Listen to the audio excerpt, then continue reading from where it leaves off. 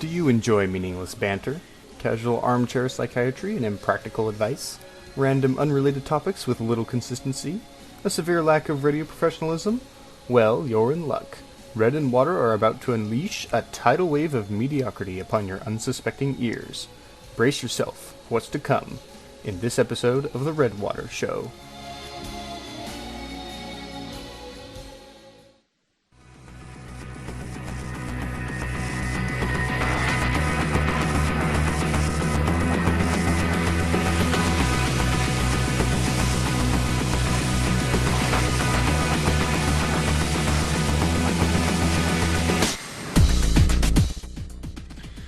Hello there, and welcome to the Redwater Show. I am your host, Water. And I am your co-host, Wed. Mm-hmm. You doing Homestar? And we are starting. We are starting this show right now, whether we're ready or not. Yeah. I'm Unscripted, trying to keep... uncensored. We are unscripted, we are uncensored, we are live. I do not have that drop-in loaded up, but I would play it. So instead I'll play... Practice. Yeah, it's a good one. So, last night, as I was telling Red just before the show, I was feeling really burned out on the show. I was like, I don't know if I can do this, man. I just don't want to do this. I haven't picked out Yahoo Answers. I went to bed early last night, like 11 p.m. My goodness. So, we're doing something a little different today. There are going to be no Yahoo Answers. Oh my god! When he told me, I nearly, died. You were like, oh, what do you mean? What do you mean? But I was thinking, but how can we have a Redwater show without answering things? I don't know. There's just no way. I am loading up right now because I forgot to the My Immortal, because we do need to get through that. Do you recall what chapter we are on? Is it 34, 35? It says 38. 38 is what we were on? Yeah, that's we're what getting it up in there. says. Okay, good. Alright, I just got a package, and I'm going to open it live on air, because that makes for good radio. Oh my... Jeez, we're going all sorts of We're not playing by the rules. Were we playing by the crazy. rules in the first place? No.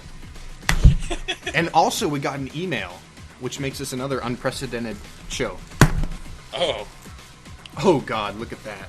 Oh God. So yeah, I will read this pack list to you.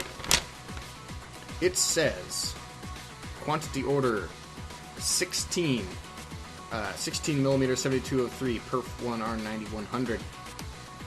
This is 16 rolls of 100-foot 50D 16mm color negative film. And would you like to guess? Oh my god! Would you like to guess the total cost of this package right here, including shipping and tax? This is going on your personal account, or is this being covered by school? No, this is my money. Oh wow! What are you doing with this? I bought film for our entire class, and they're going to pay me back if they know it's good for them. They better.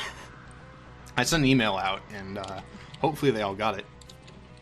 They'll pay me back one way or another. I might have to find some of them and break their legs. So, what's your guess? Come on, hit me. Hit me with your best shot. My guess of what? How much it costs. Oh, I'm guessing within the hundreds. Like, no less than 200, more than 100. I'm afraid not. The total is $470.57. Yes, indeed. Comes out to $30 a person, which I will get. I will get it from them. You will. You will. Yes, I will. But I'm glad it arrived, because now it's all on them. Because I was really worried, because Kodak, for those not aware, is bankrupt, and their online store is borked, and I needed our teacher told us last Friday, because class is on Friday, yeah, you're going to be shooting individual projects next week, so you all need film for next week.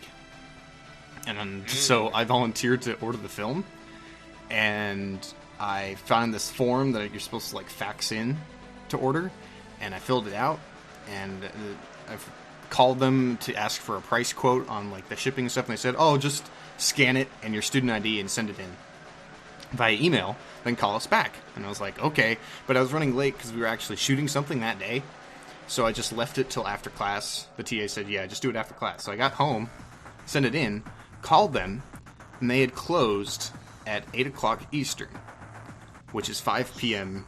Pacific, where we are, and class ended at 5 p.m. Pacific. So I missed them by half an hour. They're not open on the weekends. So I got up at 5 a.m. Monday and called them and got my order through. And I changed the shipping to second day UPS. So it arrived. And now I can breathe a sigh of relief because we have the film for class. Yes. So that's my exciting story. How was your week? Oh boy, this weekend I had some fun, some good, semi-legal fun. Christian fun. Some good Christian fun. I went to a homebrewed land. I now have a taste for vodka. I see. Was it homebrewed vodka? No, it was Svedka vodka. I don't know how you pronounce it. Oh yeah. Like that's the cheapy blue what bottle. my girlfriend got, and I was not shipping over the last couple months. Let's see here. I smoked cigarettes, quote unquote, and sure you did. And other smokes, quote unquote. You see, we're dangerous here on the Redwater Show. We like to take chances. Actually, that's why we're doing this. For some reason, I play really well doing League of Legends while totally baked off my ass. I don't know how. Like, I'm just sitting there getting kill after kill, and I type in, dude, guys, I'm fucking blazed right now, and they're like, what? Oh yeah, we're crazy. We go off the hook. We drop F-bombs everywhere. Yeah. This is unscripted. But yeah, that was this my. This show is unrated. It's unrated. Actually, this weekend was supposed to be another land, but the host got sick, so we just made up our own land. Okay, I gotcha. Was this doesn't matter a tech thing or a Jeff or? This was at another dude's place instead. I see. Like, I was considering moving into his house at a few points, and still do, but that would be very unwise of me monetarily to do so. Okay. Yeah, my last week as a weekend was not very exciting compared to yours. I went to a chocolate factory tour. Oh! Yes, I got to taste some fine chocolates. Yes. You lose! You get nothing! Good day, sir. You just walked out of there. Were you kicked out by any orange people? No, I was not. Oh. I tasted chocolates. I got chocolate to take home with me. It was a very pleasant day. Creamy. Yes. Alright, so I'm sure there was something else I was going to talk about my last week, but as usual I forgot as soon as I hit the record button, you know? Good job, boy. Whatever. Alright, so how this is going to work is we have an email from a mystery emailer who we do not know. Oh, no, it says from you-know-who, Tyler. And I'm not sure who Tyler is, but I assume it's addressed to us. Who is this Tyler guy? I mean, Tyler, that sounds like a freaking faggot-ass name to me. Oh, sorry, I was insensitive. That sounds like a You're being very insensitive. Very, very culturally diverse name. How's that? Yes. Is that more PC? We are a culturally diverse show. Us two young straight white males on the internet. Yes. All right. And we're going to treat this one seriously as opposed to the Islanders, because it's someone very dear to our hearts, as in someone who listens. So, dear Redwater Show, Me and my girlfriend have been dating for a month, but we have been talking for many months, and we often say we love each other and that we want to be together forever. I think we have a connection on a very deep level, and we both want to be together forever, although we can't see each other that much because I live 1 hour away and I don't have a car and it's hard to get rides. Most people don't think we will last and this will fizzle out soon. What do you think? Run-on sentence FTW. P.S. Tyler, a.k.a. Red, I think knows some background info about this, so he will help you get a better picture of what's going on. Just want both of your opinions. I hope this gets on your show. From You-Know-Who Tyler. Well, thank you, You-Know-Who Tyler, and I must say I'm rather worried that you would take our advice, but we'll give it anyways. Well, so, can you give some of this background info that he speaks of? Well, wait. Hold. Oh, you're right. You're right. I didn't say it was a he, motherfucker. There we go. True. However, my background is going to nullify that because we do know for sure that this is a he that typed this up. Okay. And this man, we'll call him Mr. S, if that's okay. Sure. Still to preserve anonymity. Mr. L, Mr. SL. Okay. Well,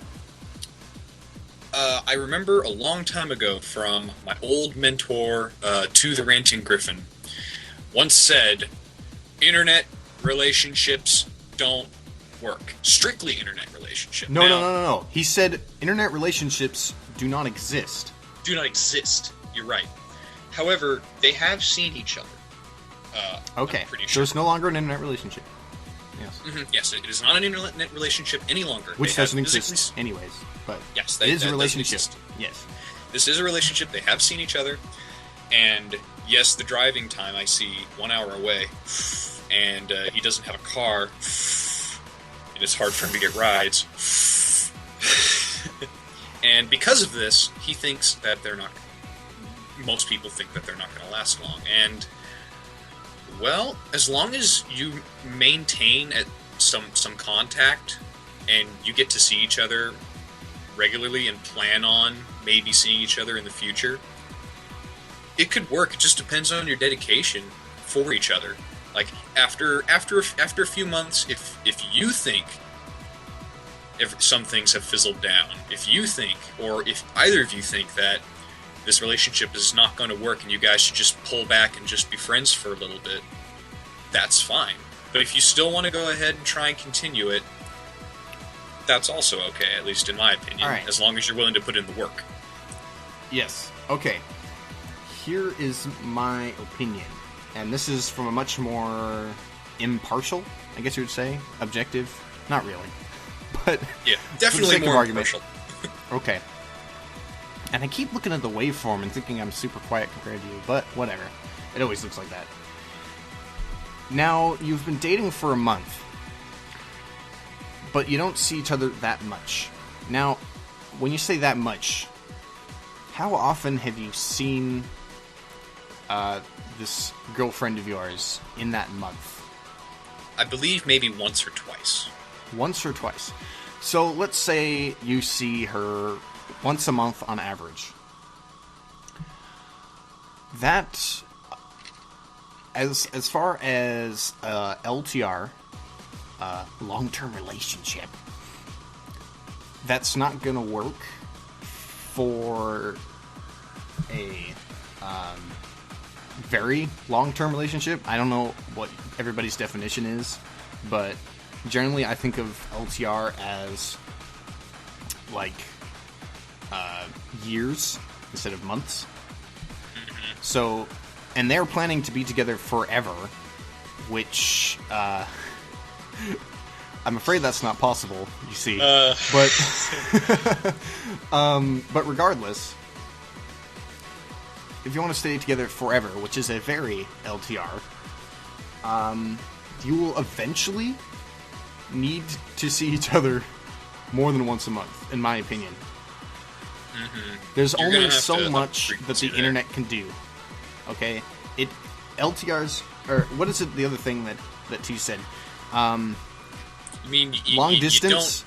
Long distance can work, but absence makes the hearts grow fonder, except when there's no except for when there is no prospect of actually seeing them. Yeah. Right. That's why I think I've told him before to make sure you plan out and stick to those dates.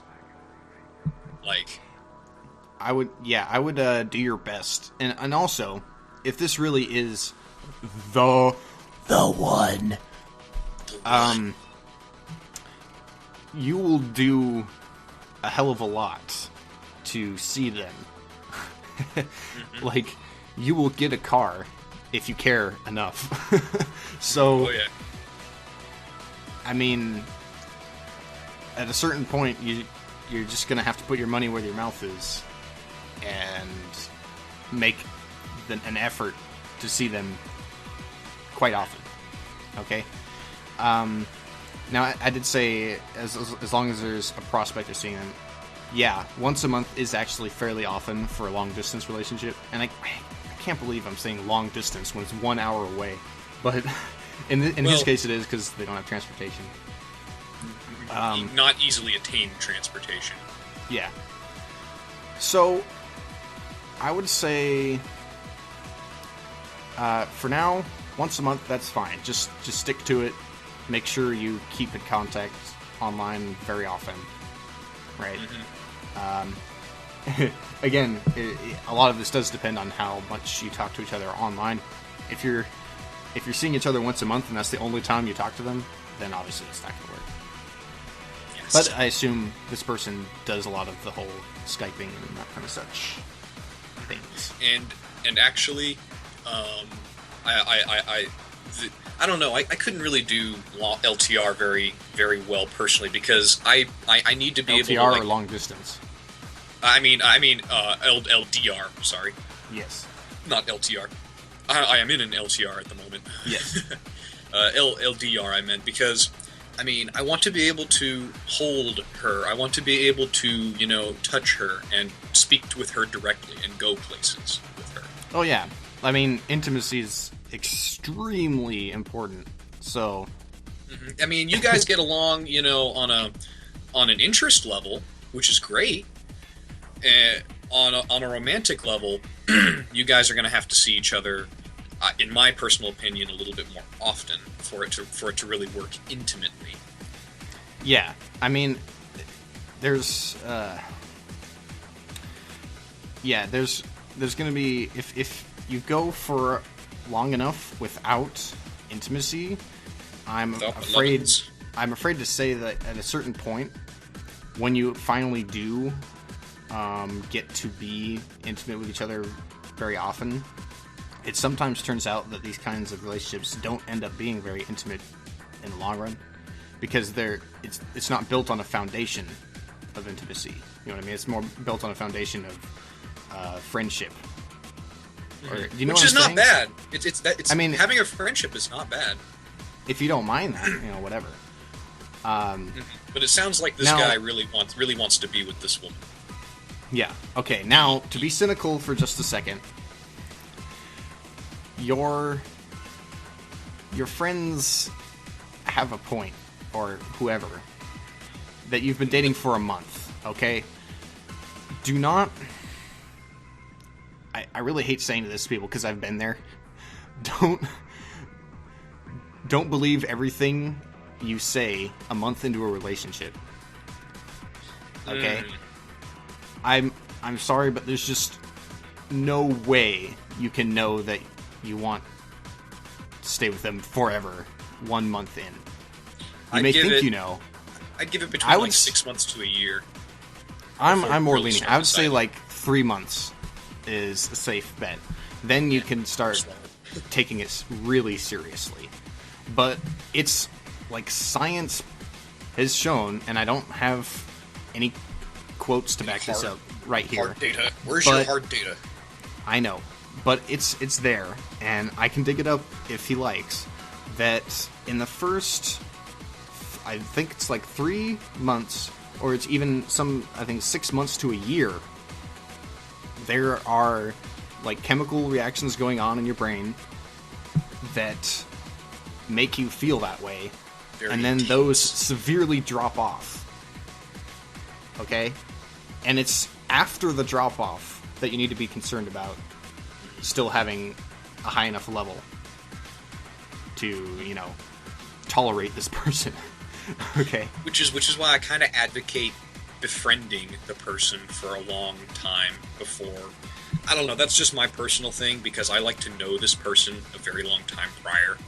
I mean, shoot, I knew the girl I was with like almost 4 years before I really got together with her. So, yeah. And she's been the most successful. Although, on the inverse, I knew my current girlfriend for, 2 weeks? Something like that. True. And, yeah.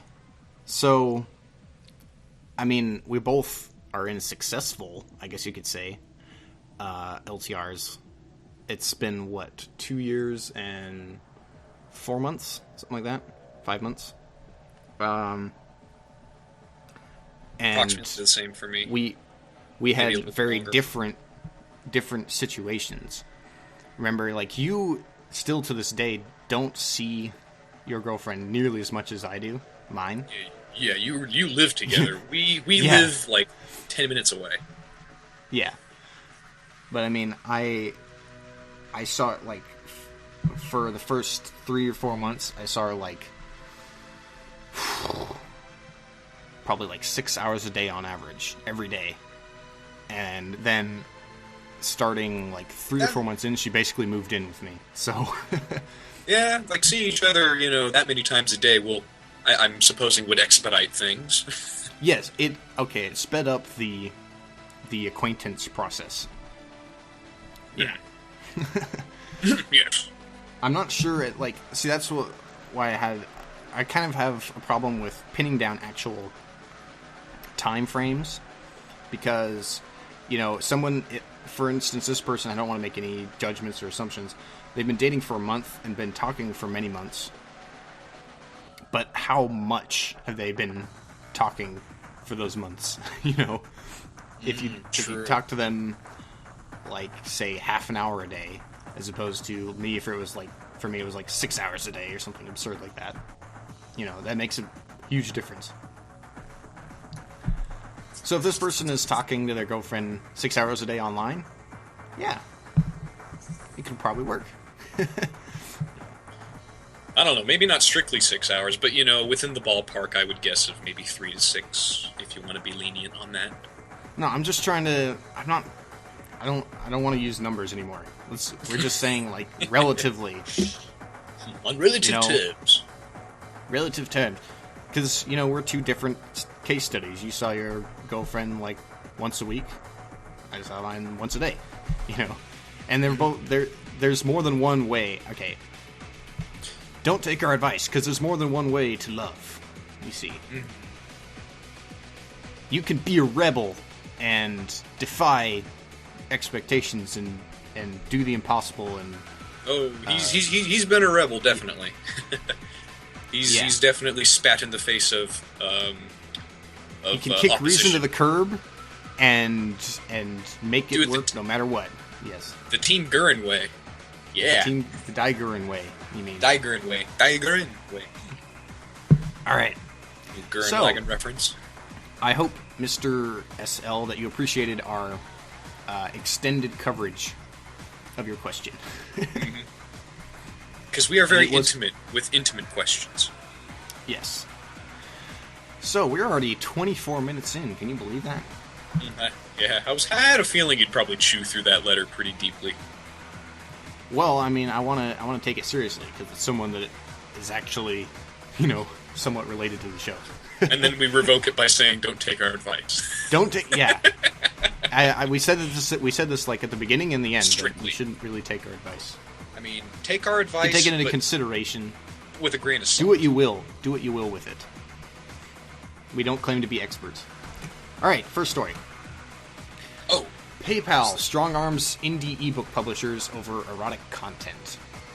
So, interestingly enough, there's another article that linked off of this from 9 years ago. And I didn't know this because I'm not a dirty, filthy pervert. But apparently you cannot purchase pornographic or erotic things on eBay using PayPal. PayPal does not allow purchases of erotic, pornographic, whatever, using their system. Oddly enough. And this is a very recent thing, 2 days ago. This was 2 days ago. PayPal has forced its merchants that publish and distribute ebooks to censor erotic literature. And it's not even a blanket ban.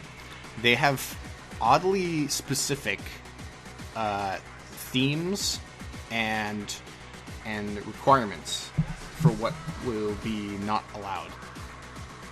What is it? So basically, PayPal has their own morality code, and it involves storytelling where sex, not romance, drives the story is not allowed. And even if that's not the case, anything that includes themes and implied scenarios of pseudo-incest, including daddy fantasies, stepfamily, incest, fantasies about non-consensual sex or rape, bestiality, widened to include non-human fantasy creatures, so werewolves, etc. And this is the real sticking point, at least for this article writer, BDSM. Now, while I don't agree with them, I can definitely see them making the case over those other ones because they are illegal, or not so much illegal. I guess incest isn't technically illegal, but what is the official term? Whatever, pedophilia and rape is not legal, and therefore it should not be in your erotic whatever. But BDSM is a consenting activity, and it's legal, and it doesn't necessarily have to be pornographic, because this is specifically, this article is not about porn, it's about literature that has like erotic themes in it and stuff. So they listed like right there like True Blood, for example. So what is your take on this? Oh, dang it. Okay, well, my take on this is, I remember a while ago, I bought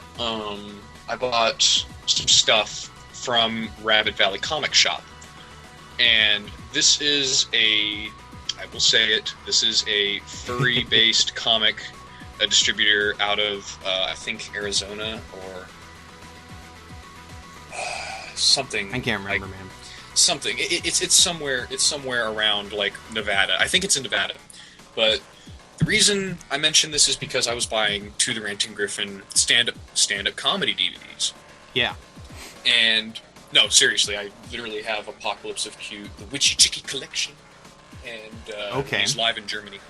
Now, that's not erotic content, though, is it? No. However, Rabbit Valley also has erotic content. Oh, it's got erotic comic books, furry comic books, naturally, because it's furry based, which is anthropomorphic animals screwing, basically. Screwing. Yes, and I don't know. I'm looking at it right now, and I could swear they used to have PayPal on here, because I think that's how I paid with my stuff, was with PayPal. Maybe they just got hit with it because it's literature, right? Mm-hmm. It's not like porn DVDs of like animated furry porn, It was just like literature, or maybe you could say like comics or whatever, right? Yeah. And I don't see PayPal up here anymore. Yeah.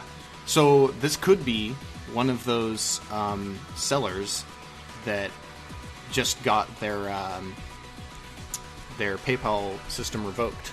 Yeah, they still have a valid merchant's license, but you have to. Or use those items, at least. Maybe they blanket put it on everything in their catalog. No, they put it on everything.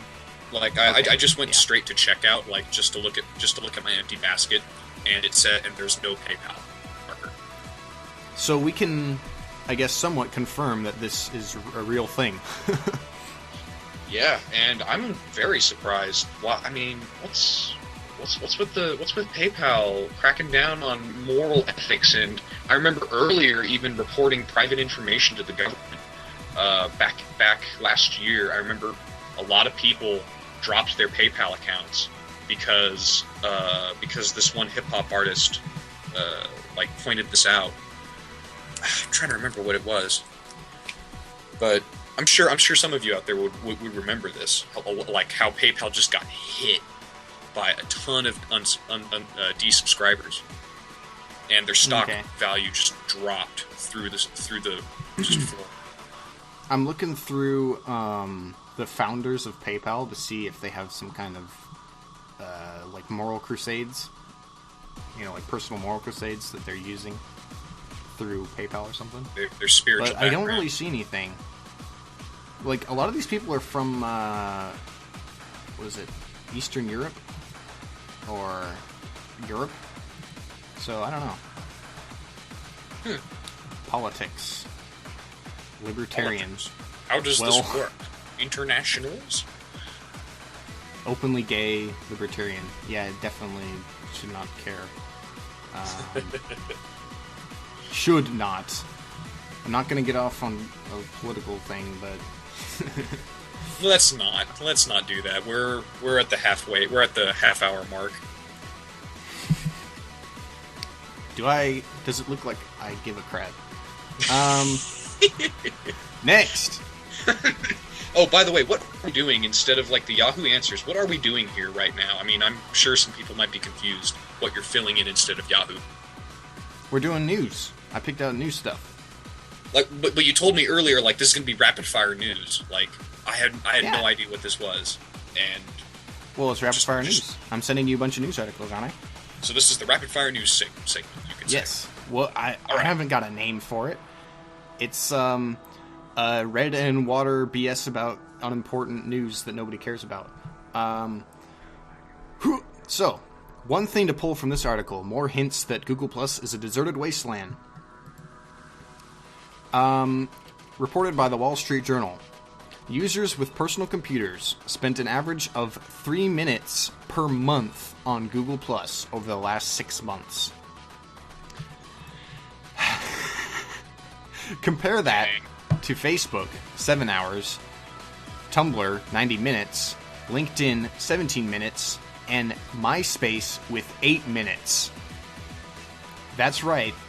MySpace is beating you hand over fist in terms of activity. Isn't that depressing? Remember when Google Plus first came out? Yeah, that was our first show topic. Uh-huh. And we were kind of wondering, is this going to, catch on? What's going to happen when more people start using it? And the answer was nobody's going to start using it. Mm-hmm. So there you have it. Any more thoughts on that? I'm going to give you the next one. I was hoping that Google Plus would take off a little bit more than it has. I mean, I tried my best, at least on my end, to try and get people going into Google Plus. I uploaded stuff.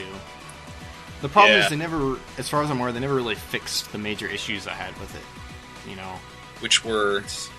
Well, the clumsy kind of nebulous interface when it comes to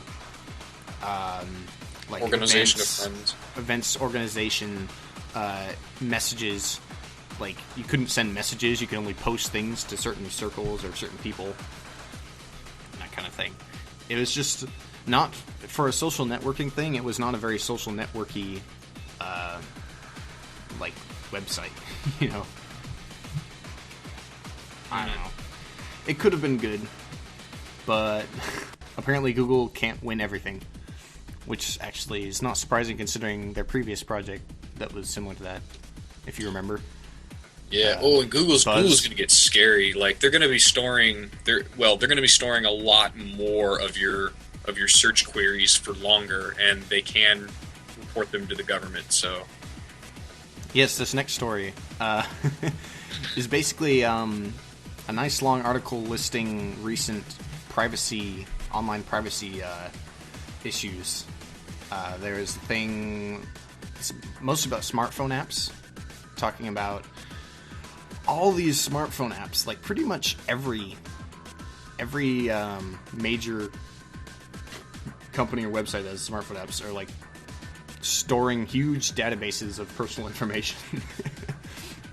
And Google is also doing that, right? And what was it? Didn't Facebook do retailers. that? Oh, Okay, there was actually a news story a little while ago. I think it was covered on Colbert Report about Target, right? Do you remember that? Target. I don't think I haven't kept up with the Daily Show or Colbert Report for the last month. So fill me in on this. Well, it was basically like kind of an expose on Target knowing that basically Target knows a lot more about you than you do. They had an example of basically this dad like stormed into like some Target place, went to the customer service or whatever with these coupons that were sent to his daughter for baby supplies, and saying, you know, what is this nonsense? And then he sent a letter back a few days later saying, I had a talk with my daughter, and it seems some things were happening in my house that I was not aware of. Oh, wow. So Target, basically, by tracking her purchases of pads, tampons, that kind of thing, basically figured out she was pregnant. Wow. Yeah. It's kind of like what the internet does already, like, you know, with ads, like targeted ads, Yeah, except exactly. that they're physically like mailing this, like snail mailing this. Yeah, I think she got snail mail ads for it, or coupons. I can't remember. Dude. I know. So that's like, I think, the most telling example. But there's all sorts of things where, you know, they keep track. As long as you're shopping somewhat regularly at Target, they can target you fairly well. So, vaguely related to privacy, now that you're all paranoid, freaked out, you can get this thingamajig, if you don't have it already, for Firefox and Chrome. HTTPS everywhere. I just installed it, and it's pretty cool. It works on pretty much anything automatically. Wow. And what it does is if you go to a website that has HTTPS enabled, it will automatically switch to the HTTPS version. So, it's a nifty little trick, and you can forget about it. So, that's also nice. I mean, obviously, where can I download this through this article? Like, I'm looking at this right now. Like, where can I get it? There's a couple links. Go to like HTTPS everywhere, and then they have a link down near the bottom for that. Okay. It's EFF.org. So yeah, it's always fun to like go read these articles about internet security and then start to get super paranoid and like lock up your system, and then, you know, after a couple days, forget about it. Hey. Next. We may just have to skip the music break because I got more to do. I think we still could use a music break because, I mean, the audience is probably getting tired. I mean, I know we just blazed through like a letter and what, 1, 2, 3, 4 articles, so We can go long. How about that? okay. Yeah. We'll do this one, music break, and then come back, go through My Immortal. Maybe we can just do one chapter this time and hit our discussion topic. And we can go long if necessary. How about that? Okay, that works for me. This article is entitled, Can the iPad Really Replace Your Laptop? And I'm just going to expand this to tablets and laptops. And this got me thinking. This article talks about the new iOS-tinged Mountain Lion OS that's coming out. And it also reminds me of... Have you seen any of the screenshots for Windows 8? Windows 8, yeah. Windows 8 will be, like, be able to basically synchronize your PC pretty much in its entirety to your tablet. It has a tablet interface that you can use on a PC or a tablet, basically. Or an all-in-one PC, which is basically a giant tablet. Yeah. So, what is your opinion? Are laptops dead or dying? Or are they not going to die? I think people still like that tactile feel of the keyboard. I know I do. Yeah, that's a good point. I considered getting tablets a few times, but I was like, there's no way I can take notes on this BS, you know? Like, it's just... I've never ever liked on-screen keyboards, you know, touchscreen keyboards, so I'm not sure that I could ever completely abandon a laptop over a tablet. Arguably, I'm sure there's going to be there's attachments for tablets, like a little fold-out keyboard that you can type on, but I imagine it'd be kind of... But whatever. Yeah, it'd be cumbersome, and yeah, it would defeat the purpose of it a little bit. But I know sometimes, like, once you get used to the keyboard in some instances, once you get used to it, it's just a new way of typing, basically. Yeah, I know. I'm just being an old fogey who's like, these touchscreen typing, I could never do that.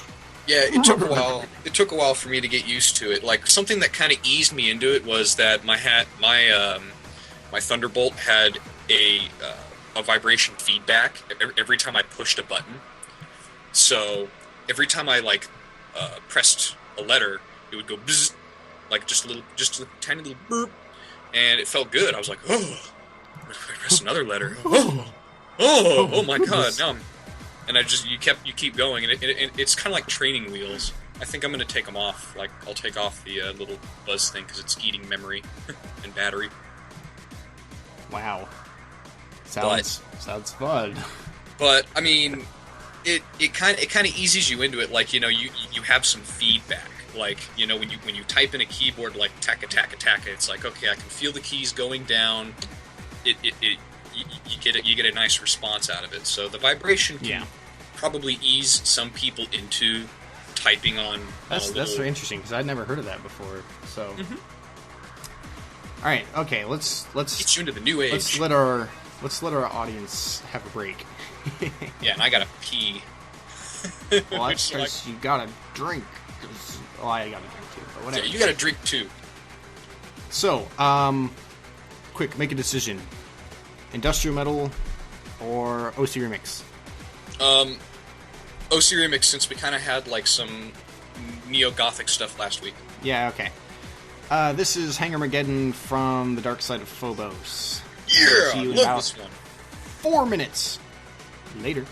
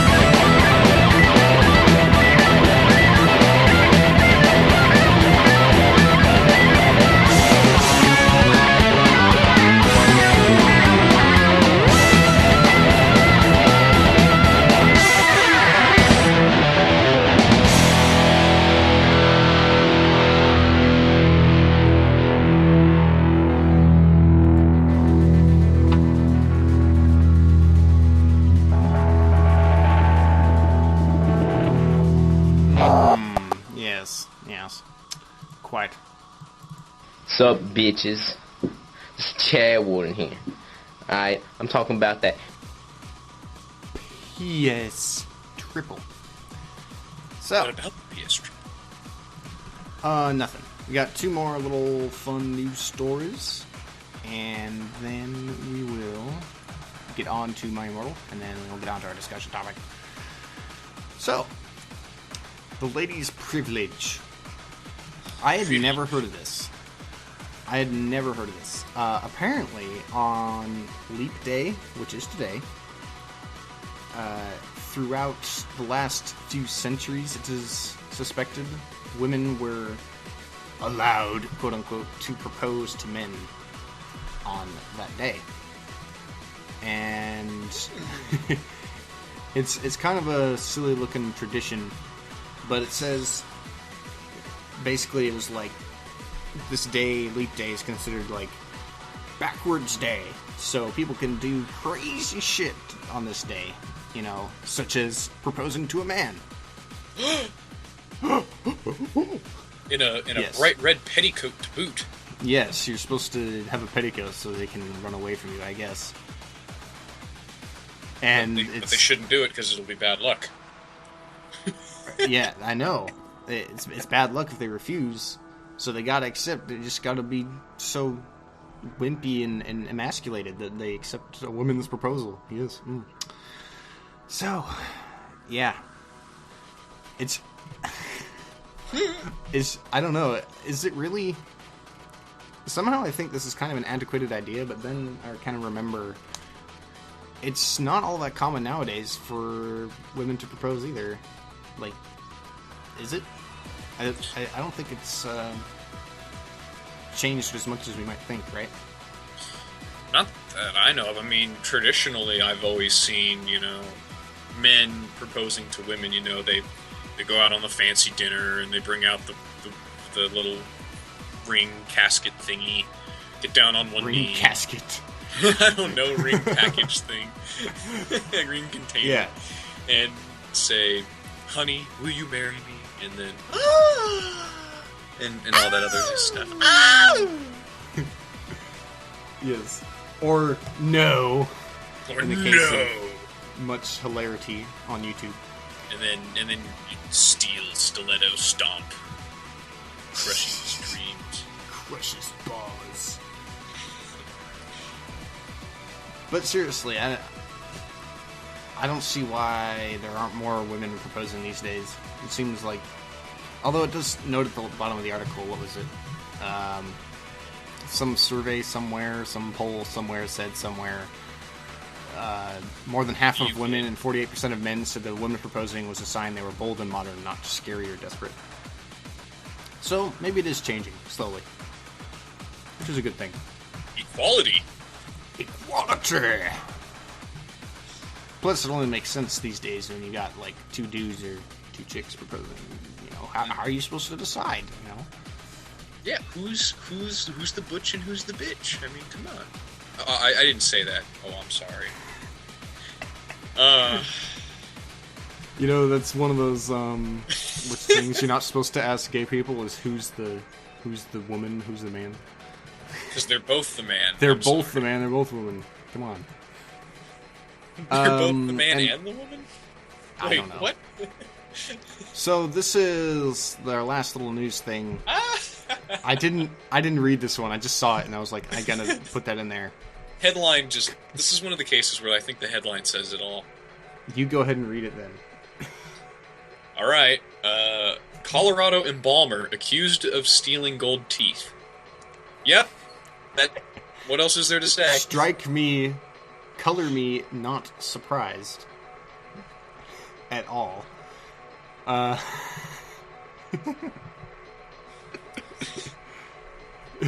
Klein, a contract embalmer, was pawning dental gold repeatedly, and pawnbrokers said it was creepy and weird.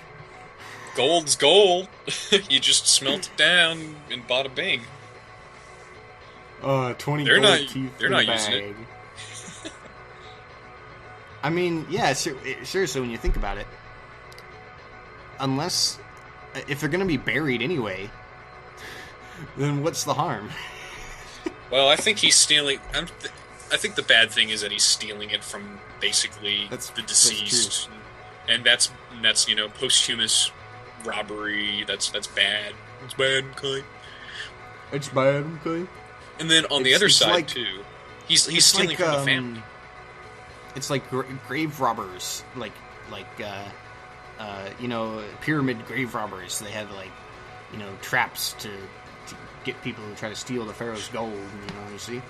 It'll be like in Dune, where one of the tooth, you bite down on the tooth and it breaks out the cyanide and or this airborne cyanide kills everybody in the room. Wow. You ever seen Dune? No, I have not. I should though. I've heard stories. I strongly recommend reading or watching it. Okay. Either version.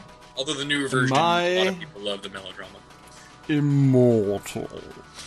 Speaking of melodrama. So, let's do one chapter since this is a long one. And we're already getting close to the end. So, who would like to read this one? I don't know. Can I do it? Yeah, author's note. Okay, everybody, I'm gone on vacation on the 1st of July, so I'm either gonna end the fic or update it in weeks. Fangs, oh yeah, and prep stop flaming, sus story. Raven Fangs for the help, see a girl after vacation. Oh, this is from whose point of view now? Darko's point of view, lol. Vampire and I chained Hairgrid to the floor. Oh my effing Satan, 11, Enemy said. She was so hot. Maybe I could use amnesia potion to make Satan fall in love with me faster. But you're so sexy and wonderful. In a way, ta-ta, said Vampire. Why would you need it? To make everything go faster, lol, said Enemy. But you won't have to do it with him or anything, will you? I asked jealously. OMFG, you guys are so scary, 11, said Brittany, a effing prep. Shut the fuck up, said Willow. Okay, well anyway, let's go to Professor Trevelry's room. Draco, Ebery, and I went to Professor Sinister's room. But Professor Sinister wasn't there. Instead, Tom Ridd was. Oh, hi, Effers, he said. Listen, you got some cool new clothes. I took out the clothes from the bag. It was a gothic black leather miniskirt that said 666 on the back, black Stilton boots, blood red fishnets, and a black corset. OMG Fangs, I said, hugging him in a gothic way. I took the clothes into the bag. Okay, Professor Sinister, isn't HR what the F should we do? Asked Draco. Suddenly, he locked at a sign on the black wall. Oh my effing Satan, I screamed as I read it. On it said everyone Professor Sinister is away. She is too gothic. She's in Azkaban now. Classes shall be taught by Dumbledore, who is back, but he shall not be principal for now. Sincerely, Professor Rumbridge. OMFG! Triple one, I shouted angrily. How could they do that? Suddenly, Dumbledore came. What the hell are you doing in my office? He began to shoot angrily. Suddenly, I saw Morty McFly's black Tim machine. I jumped seductively into it, leaving Draco and Vampire. Suddenly, I was back in Tim. I looked around. It was Professor Slutborn's Ephes. I sneaked around. Suddenly, I saw the amnesia potion on his desk. It was black, with blood red pentagrams on it. It was the shape of a cross. I put it in my pocket. Suddenly, the floor opened. It was Professor Slutgorn. Dun dun dun. OMG, what are you doing, Effer? He shouted angrily. I don't know what the F you are doing, I shouted angrily. Okay. Oh, sorry. I was just looking around because I thought it was class. You said, finally hoping he wouldn't see the potion in your pocket. Oh, okay. You can go now, said Professor Slutborn. You went to the conman room after putting on my clothes. Silius, Samaro, and Snap were there practicing Vampires Will Never Hurt You by MCR. Oh, hi, guys, I said seductively. Where's Satan? Oh, he's coming. Coming, said Sirius. BTW, you can call me Hades now. Suddenly Satan came. Oh, He was wearing a smexy black leather Jackson, black Congress shoes, a Slipknot t-shirt, and a black tie. Okay, I will see you guys at the concert, I said, and then I went with Satan, who came everywhere. Wow. By the way, your call quality was atrocious for like the first half, but whatevs. I don't know if you recorded it or not, but no, I didn't. It's all right. It's tolerable. Man, oh man, that is a chapter packed full of win. Of win, time travel, and Morty McFly, Morty Tim Travel, McFly, Slutborn, mini skirts, and lots of coming, lots of donging, or Satan coming. Yes, like literally, Satan that's how she spelled it. Dongs everywhere. Dongles. Hades is in here now. Okay. I guess you just decided the name should be changed to Hades. There you go. Alright. So, what is that noise? I thought I heard something. Very curious. You know what time it is? You know what time it is, honey? You know what time it is? Sup, bitches? It's Chad Warden here.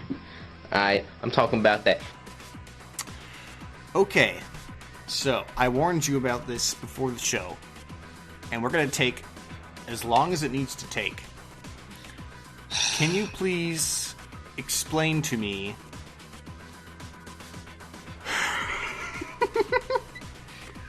You're asking the question. I'm thinking I know. I think I know what you mean, but you never directly told me. I'm going to directly break my no swearing rule. Can you please explain to me what the fuck is up with these ponies? Alright? So you noticed. I noticed that there are a bunch of grown men and women watching a children's television show from the 80s and taking it seriously. What did you notice? It's not from the 80s. It's pretty recent. Excuse me. But the phlebotinum is old, yes. The original... My Little Pony is a brand of toy ponies manufactured by Hasbro. There's an animated feature-length film and 3 animated television series. Media adaptations. Mid-80s animated features. My Little Pony TV series. Ran from 1986 to 1987. I don't think these people, correct me if I'm wrong, but the fan base of the current fan base, I don't know what you want to call them. Are they like hipsters or something? Because they can't be nostalgic for this, right? They weren't watching this, and I certainly wasn't alive in 1986. Oh no, none of these people who were alive. Are they? Well, are these hipsters? Are they ironically watching this kids show? Okay, let's get down to business. My Little Pony first premiered on the Hub Network, and mind you, I'm not reading from anything right now. This is off complete empirical memory. My Little Pony premiered on the new Hub Network, which is supposed to rival, the new Cartoon Network at the moment. It's this Flash-based cartoon with a set of characters in kind of a in kind of a sitcomish, the real world kind of a thing, where they just do stuff on a regular basis with no real plot. It premiered back in October, I think, of 2010. It started gaining a lot of popularity in March of 2011, and from there it just exploded exponentially. Like, a lot of people just really liked the show for some reason. And admittedly, at first, the brony phenomenon came from, it was kind of a guilty pleasure. Yes, this is a little girl's cartoon on the Hub Network, which also premieres Pound Puppies and rescue trucks and Dan Versus. Although Dan Versus technically should not be watched by children, I enjoy Dan Versus personally. But that's another topic. Ponies, on the other hand, were made intentionally for little girls. But the thing is, like, you'd think when you watch the show, there would be, you know, some sort of underlying adult theme, like, you know, when you watch Animaniacs or when you watch some really cool cartoons like Megas XLR. I'm no stranger to that. Like, I love Billy and Mandy, and there's a lot of allusions adult-oriented to themes in there. Yeah.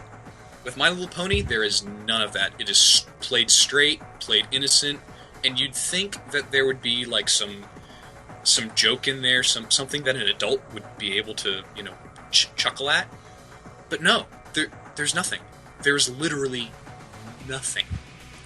And I think it's probably that innocence and charm that grabbed a hold of the Lucky Star fans. If you remember, back when Lucky Star first premiered, it's kind of the same premise. Oh, yay.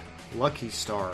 My favorite anime of all time. Oh, yeah. It's just about a bunch of cute moe girls doing a bunch of cute moe things. And in My Little Pony, it's a bunch of cute moe ponies doing a bunch of cute moe things in Flash animation. And okay, back to the reason why it took off. Like, why? Okay, this is just a bunch of freaking ponies. Why did this freaking take off? Well, it was kind of a cult thing. Like, people came out as a guilty pleasure, like, I'm anonymous, I'm on the internet, and I watch My Little Pony. And these other people were like, really? Me too. That's kind of cool. Yeah, well, we can relate to each other. Like, yeah, did you like the last episode? And so on and so forth, like a small fan base should. But then, some bright chucklehead got the idea and said, I love that term. let's recruit people. Huh? Like, okay, I heard about this, and it was kind of a guilty pleasure.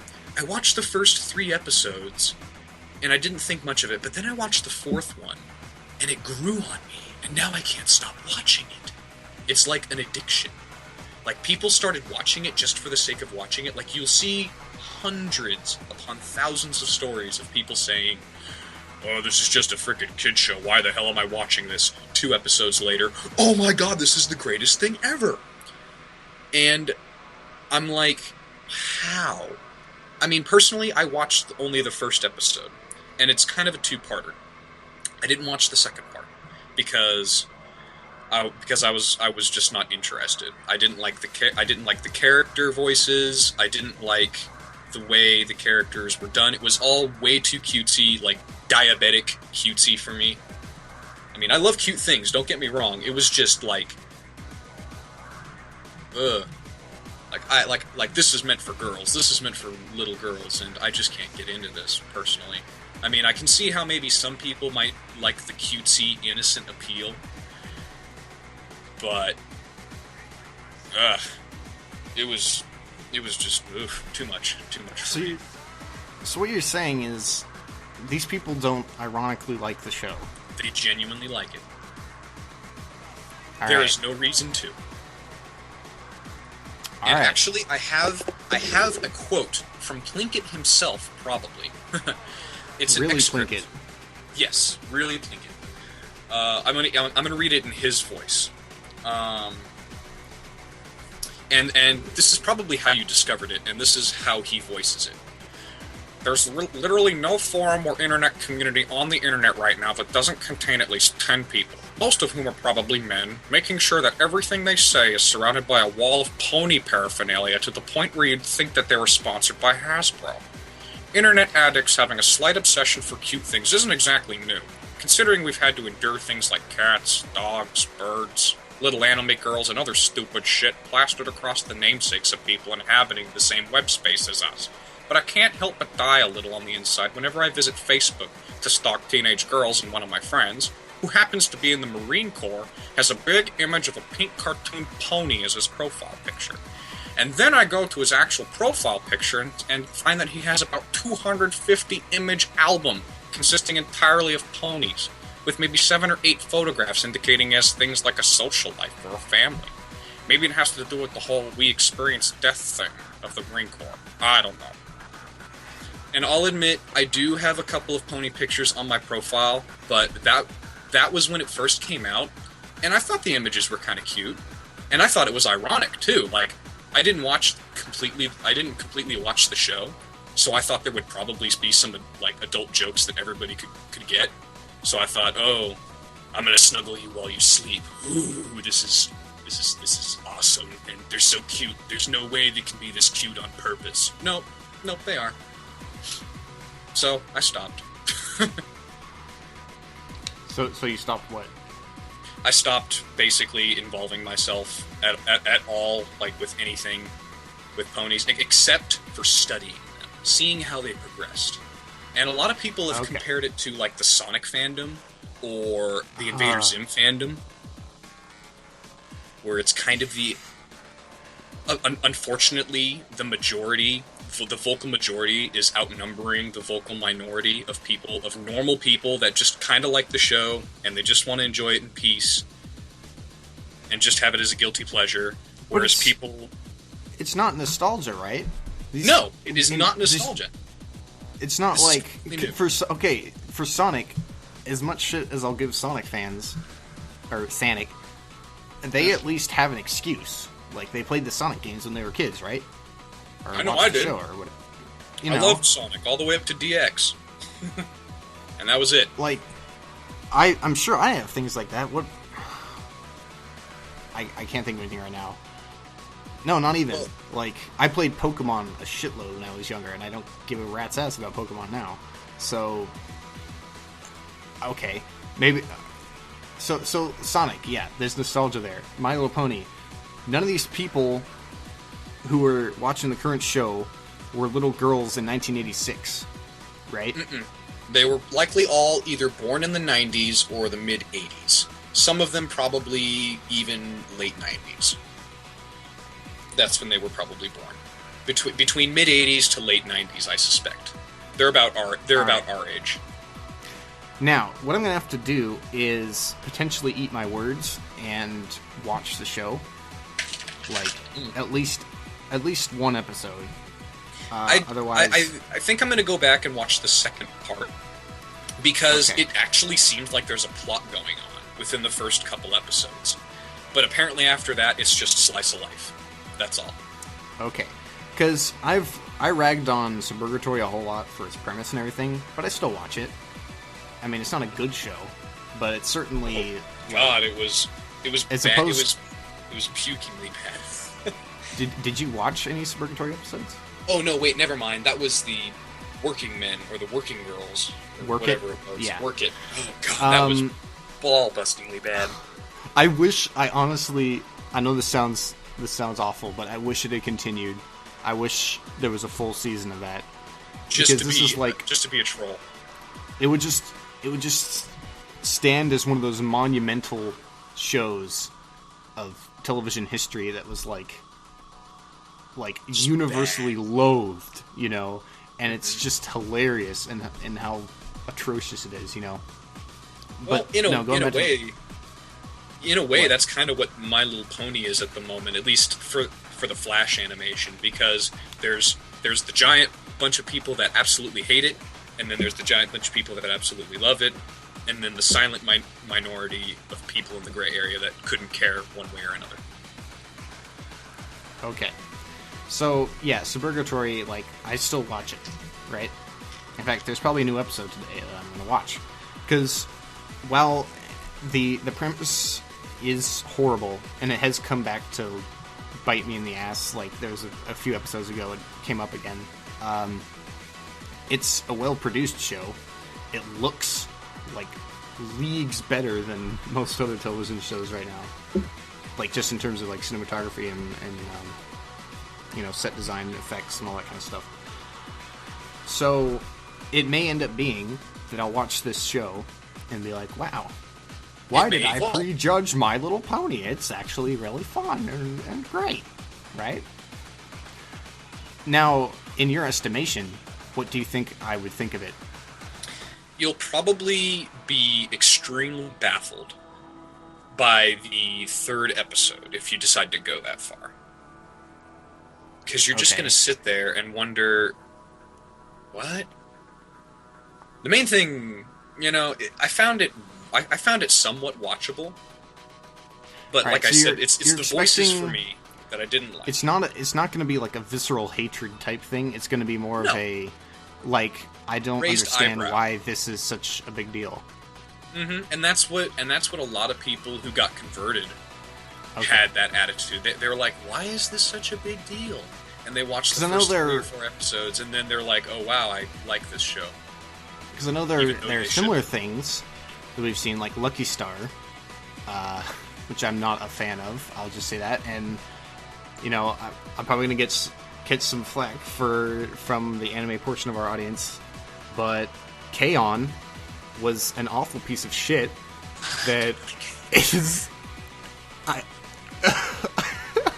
Although I'm okay, sorry, but it's- just thinking about it, it makes me want to, like, combination, like, scream and cry laughing.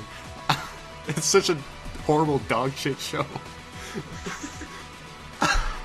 it's just cute anime girls doing cute anime things. And, see, it's just a bunch of cute pony girls doing a bunch of cute pony things.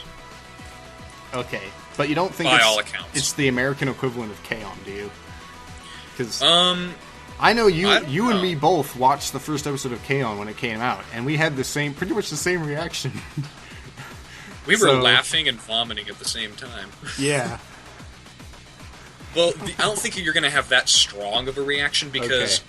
we're not ingrained as much into Western animation. Like we're very much like anime fans through and through, at least old school, Well, I wouldn't say semi-old that. school. I mean, we- you mean? We still like anime, but it's Yes. but we've, but I we've- haven't but watched we've- a new anime in years. But Yeah, but we've dug our niche. And what do Yeah, you mean I- years? The last one you saw was Eden of the. Last one you really saw was Eden of the East. That was good. wasn't that 2010? Yeah, was that that's 2011?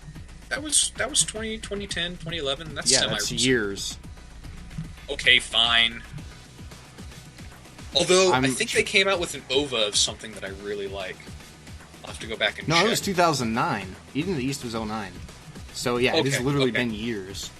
Okay, I think Um, if you look at the catalog, I've seen like every year they come out with every half season they come out with a catalog, and sometimes when they release OVAs, the OVAs of like a pretty good anime are really good because they're more true to Okay. the story and they have better animation quality. Okay, because normally I've stopped looking at those things, like those like fall season anime roundup, and I'll look at all the shows and be like, "Well, these look terrible. I'm not even gonna try," And It's because you're I'm just sorry a to be cynic. I'm sorry to be so cynical about it, because people do actually. We've gone like 15 minutes long, but I still want to talk. I'm sure it's mostly ignorance on my part of all of the excellent anime that's out there. But it just seems to me like in the past couple of years, and it's probably, I'll admit, it's probably all me. It's probably not the industry. I'm sure 90% of anime has always been crap, and it is now. But it's just like my perception has changed such that I don't notice the good stuff if there is good stuff. Now, I was recommended Panty and Stocking recently, and I downloaded it all, and I like watched like the first 2 minutes of the first episode, and I was like, yeah, I could do this. Because it looks... You've seen the show, right? Yeah, I have the show. You haven't. I love it. Like, I love own it. Because it hasn't come out okay. in the US yet. Okay, I sort of have it. Like I have seen it. There we go. That's a good way to word it. Okay. I don't know. It's maybe... Okay. What are you linking me? This is okay, read it the later. this is the Plinkett thing that I cited earlier. I gotcha. Maybe it's just my tolerance for crappy anime has diminished. Like, I used to sit through lots of anime that were not all that great, like, at the time, but Goin now, when I think about it, are, like, just Blast even worse. Reaper. Yeah. Perfect example. Blast Reaper, if I saw that show, like, on a list today, and I went and watched, like, the first episode, I'd have been like, this is the cancer that's killing anime, right? Because that show is fucking atrocious. Like, you can't defend that. It's awful. Can you think of one good thing about Blast Writer? It's horribly written. It looks like crap because of the CG. Yeah, the CG. None of the characters are memorable or likable. There was. I guess it has some cool action scenes, right? Okay, yeah, the action scenes I liked. I remember watching it, and I liked the high paced. But that's like shooting.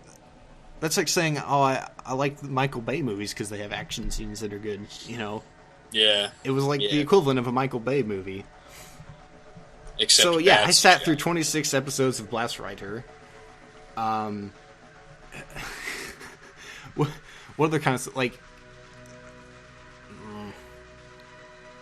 And I'm sure if we name drop anymore, like anime fans will just explode with hatred. Because I already shat on Goin and Lucky Star. So I don't know. Maybe Queen's Blade, although I haven't seen a whole lot of Queen's Blade. Queen's Blade? Mm-hmm. Yeah, that was That's a weird one. Queen's Blade is. I don't even want to consider that an anime because I'm still in denial that aired on like public television. You know, and that people watched it unironically. Acid tits, like just what the hell?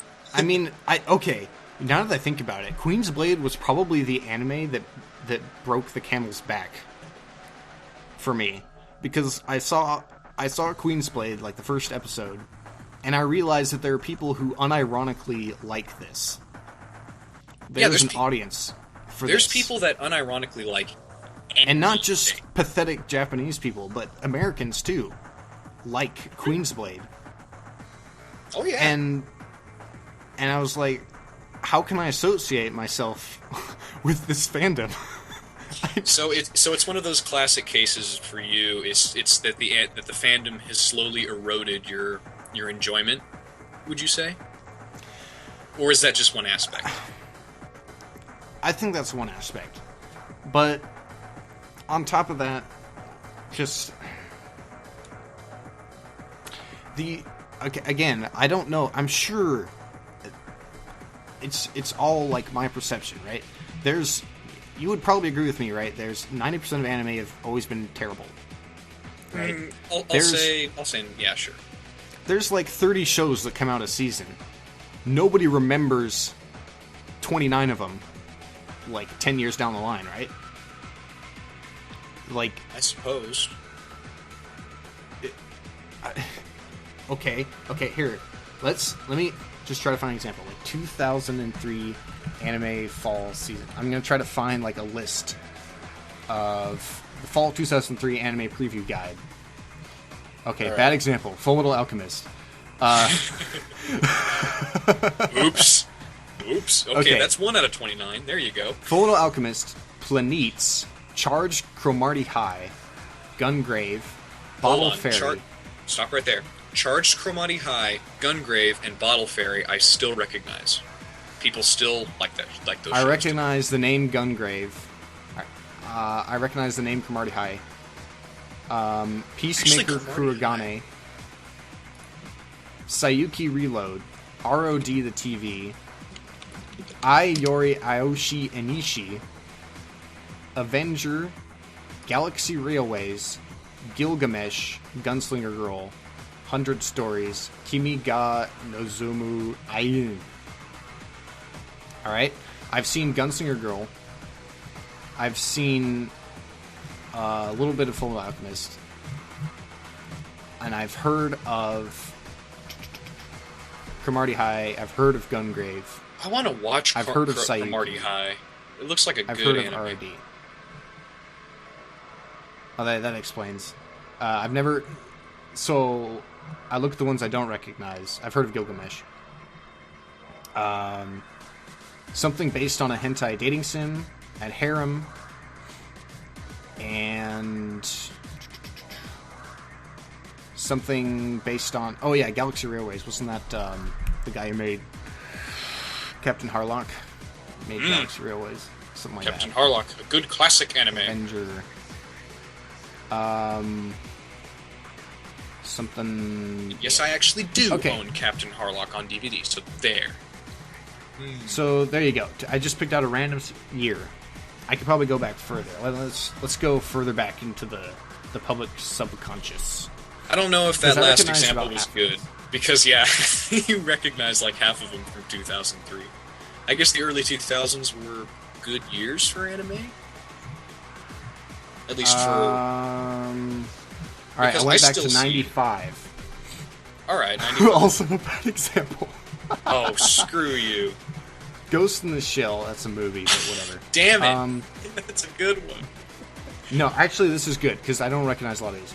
Gokinjo Monogatari, Galaxy Heard of that. Fraulein Yuna, Hyperdolls, Macross 7 the movie, that's a movie, Idol Project, Virtua Fighter, there was a Virtua Fighter? There's a Virtua Fighter? Sorcerer Hunters, El Hazard the Wanderers, Evangelion, Saint Tail, Shadow Skill, Elf Princess Rain, Golden Boy, Gunsmith Cats. Okay? I don't recognize 7 of those names. I counted on my fingers. Okay. Yeah, me neither. Rocks. Sorry, the They frat boy look- anime fan in me is coming out. Frat boy anime fan? What is that? Like, What'd you say? dude, Golden Boy rocks, dude. Dude, Golden Boy. I love Golden Boy. He's such a bro. Kintaro's such a badass. Okay. Yeah, I don't remember most of these. Except, obviously, like, Evangelion and Ghost in the Shell and Golden Boy. So, not to, like, prejudge them or anything, but some of these look pretty bad. Like, Sorcerer Hunters. In the continent of Spooner sorcerers, who are the continent's aristocrats, have begun to abuse their powers. Under the guidance of Big Mama, Carrot, Kato, Maron, Chocolate, and Tira, who can transform into dominatrixes at will, must stop the evil sorcerers from picking on the weak. However, none of them have a clue what's going on.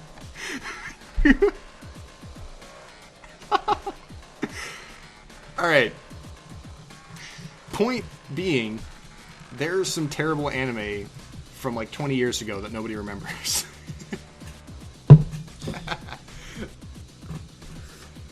Or we don't remember, at least. Not that we were watching anime in 95, but like it just never sank into the fandom's like subconscious. Otherwise we probably would have heard of them, right?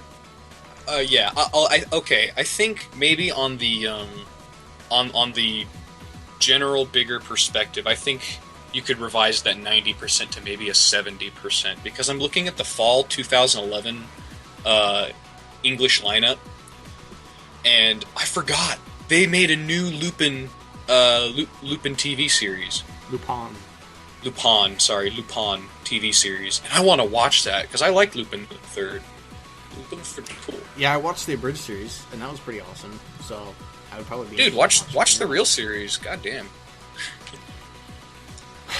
Okay, so basically, I'm gonna go ahead and say it's my tolerance for crappy anime has been reduced. My standards have gone up, but the rate of crappy anime has kind of stayed the same. All right. Can we say that's fair? So it's really not. It's not anime itself. It's mostly me. My, what a tangent we got off from My Little Pony. Well, I mean, they're pretty much related, you know. In a way, Mine. I guess, yeah, that's how we kind of got on it. But I would think- say for your sake, if you're gonna go into watching it, go into watching it like, you know, you've got it from a recommendation from somebody that said it's a really good show, and try and look at it from that point of view, because that's what I did. I tried looking at it. I gave it a So we legitimate got from chance. K-On! People told Yeah. us that was a good show. Yeah. Well, okay. Just try to give it the benefit of the doubt and say, Okay, then. all right, because I know I did, and it still didn't work. But you know what? you still got to do it because hey, I mean, I did that for yeah, Dan Versus. I love Dan Versus. Yeah. It's on the same hub network, and it's got We- shitty animation, but I like it. Yeah. We went into Lucky Star and Kaon with open minds, and yeah. So, that was our very, very long, the longest episode we've ever done. Breaking all the rules, dropping F-bombs. No Yahoo answer, just crazy-ass episode. I didn't even do the shtick. Oh, do the shtick. Do the shtick. Not a real show without the This shtick. is the fucking Redwater Show, and our email is redwater.show@gmail.com, and our website is redwatershow@podomatic.com. And you can find us live on sometime 3 p.m. Pacific time on Wednesdays. Yeah. Generally. Like today. And all the episodes are on my YouTube channel, youtube.com/xexyzl. So there you have it. I'm not sure what we're gonna do next week. This was kind of out of routine for us, as we've said many times.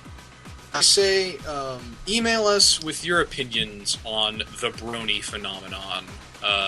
Yeah. Because Give us I know your a few opinion. bronies, and some bronies are pretty cool, while other ones are pretty obnoxious. Okay. I'm thinking I'm gonna equivalent the bronies with just anime fans in general. Okay.